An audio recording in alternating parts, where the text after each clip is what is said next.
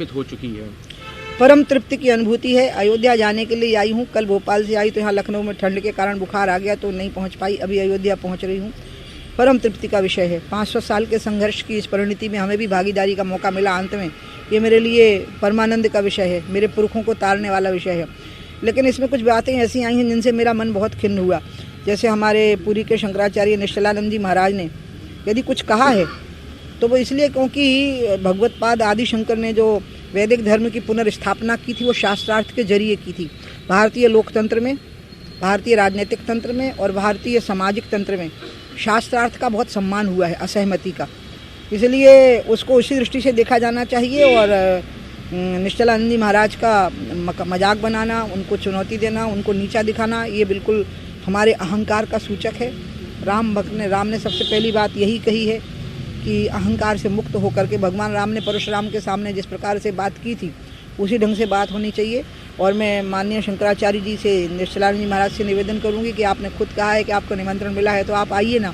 हम लोग कितना संघर्ष किए हैं 500 साल से और अब आपके आशीर्वाद से सब अच्छा हो रहा है, सारा गुस्सा थूक दीजिए और आप आइए। बाकी वैधानिकता में यदि कोई कमी है तो चुपचाप बता दीजिए, आप वो भी ठीक कर ली जाएगी। लेकिन कोई कमी है नहीं, लेकिन आप आइए ज़रूर, मैं ये कहूँगी। शंकराचार्य जी का जो बयान था उसके साथ जोड़ दिया नहीं, बहुत गलत किया, मुझको बहुत दुख हुआ।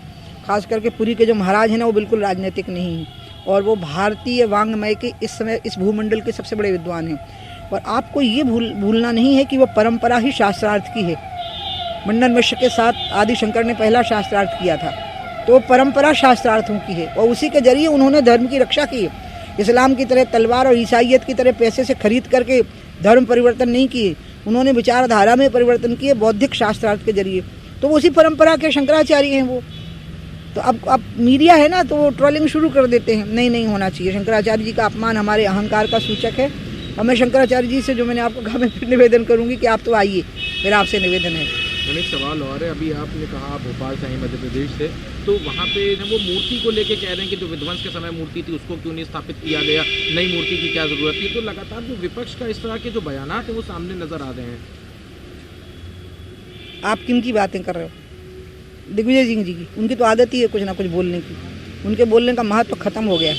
बल्कि उनकी हालत ये हो गई थी कि वो खुद ही बोलते थे कि मैं जहाँ दिख जाऊँगा वहाँ वोट कम हो जाएंगे। इसलिए आप ऐसे लोगों की बात मत करिए ना जो बेवजह बोलते हो। उनकी बात का जवाब देना भी समय की बर्बादी है, मेरी और आपकी।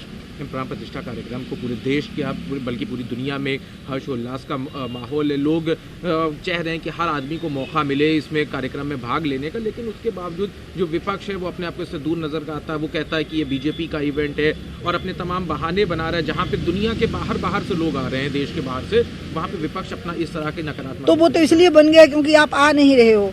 और आप आ क्यों नहीं रहे हो ये भी क्लियर है। आपने अपने एफिडेविट में जो सरकार ने दिया था, जब मनमोहन सिंह जी की सरकार थी तो इन्होंने दिया था ना एफिडेविट कि राम पैदा ही नहीं हुए, राम थे ही नहीं भारतवर्ष में।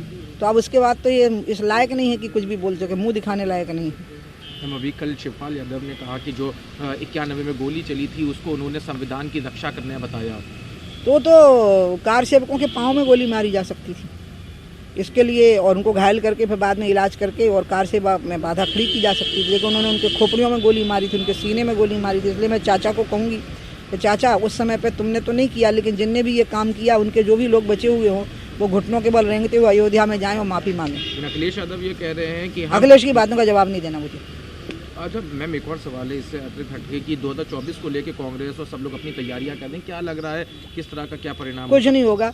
और मुझे लगता है कि सबसे कम सीटें भारत के इतिहास में, आज़ादी के लोकतंत्र के इतिहास में सबसे कम सीटें अभी आएंगी विपक्ष की। एक आखिरी सवाल है, विपक्ष की बात सेंट्रल में उस पर सवाल खड़े किए हैं कि ये तो तुष्टीकरण है क्योंकि एक तरफ ईद मिलादुन्नबी की छुट्टी नहीं करी जाती है और दूसरी तरफ एक तरफा इस तरह का ये बहुसंख्यक उसको बताया। ये एक तरफा नहीं है ना।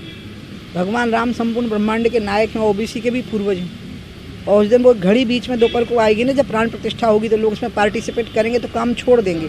तो बेहतर है कि छुट्टी कर दी जाए।